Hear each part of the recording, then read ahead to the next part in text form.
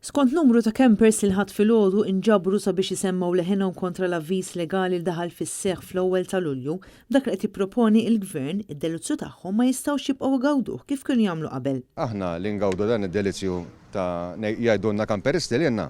Dan id-delizzju tieħed minna minn idejna, ġifieri ma nistgħux nibqgħu ngawdu id-delizzju li għandna jekk l ħaġa mhux għall-ħlas, imma laqas il-kunsilli meta joħorġulna permessi. Qed tifhimni, ġifieri kien hawn l-unika kunsill li bħalissa l ħarġ il-permess huwa tal-Mellieħa għal 20 kamper ġol qortin li diġà huwa mimli. Immaġina biss hawnhekk hawn xi 50 kamper illum. Hawn xi 3000 u fuqhom kamper sa Malta. Immaġina jgħid li fejn ħajmorru daw jekk ma jħorġunniex il-permess il-kunsilli. Dawn il-campers qed jitolbu lill-Gvern sabiex tiġi sospiża din il-liġi. Aħna nixtiequ li l-liġi tiġi sospiża, qed tifhimni, sakemm issir liġi żura ta' nies għax il-liġi mhix qiegħda sew qiegħda one-sided wisq, qed tifhem? U jerġgħu jsiru konsultazzjonijiet u mbagħad toħroġ il-liġi jekk għandha toħroġ, ma mhux kif inhi ta' linja dritta.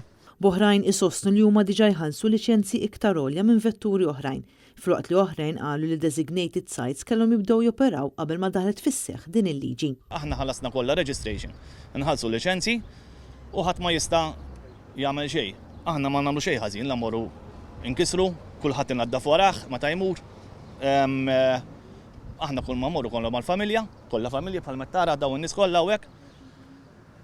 Dik hi, u l-liċenzja nħallsuha bħalma jħallas ħadd, anzi nħallsu iktar minn ħadd ieħor. Qabel għamel din liġi, missu għamel il-camping site kif hemm barra minn Malta, nħallsu Sura ta' nies. Sura ta' nies li kellek il-vel. Mbagħad jagħmel il-liġi mhux hekk ċumbum. Ma jistax jiġbed il-kulħadd f'keffa waħda. Għax hawn campers u hawn campers. Issa hawn min jħobb il-hobby u jħalli nadif u jimxi kif suppost. U min ma jagħtix każ, alla min ma jagħtix każ jieħed ħallatni miegħu lilu, lili lew.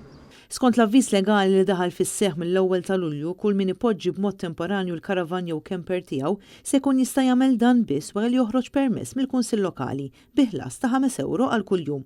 Apparti dan se jkun hemm siti speċifiċi għal camping imsejħa designated sites fejn wieħed ikun jista' jmur bil-karavan jew camper tiegħu u jkollu aċċess għal dawl u l-ilma. Iżda f'dawn is-siti il-ħlas se jkun ta' 10 euro kull ġurnata, bidħul kollu imur għal kunsilli lokali. Dan kollu jfisser li issa huma l-kunsilli lokali se jiddeċidu jekk inħareġ permessa biex wieħed ikun jista' jokkupa spazju pubbliku permess tal-karavan jew camper tiegħu. Sissa jidher li hemm żewġ siti identifikati bħala designated sites f'Baħar Iċċa u l-qortin it-Twil il-Mellieħa. Aktar tard huwa ppjanat li jkun hemm snejn oħra lejn in-naħa t'isfel ta' Malta. Sabiex wieħed jinħareġlu permess irid japplika online mal-Kunsill Lokali sa 48 siegħa qabel. Bil-permess għal designated sites se jkun qed joħroġ għal massimu ta' 7 ijiem u 3 ijiem għal żoni oħra li mbagħad ikunu jistgħu jiġu mġedda skont kif deċiż mill-kunsilli lokali.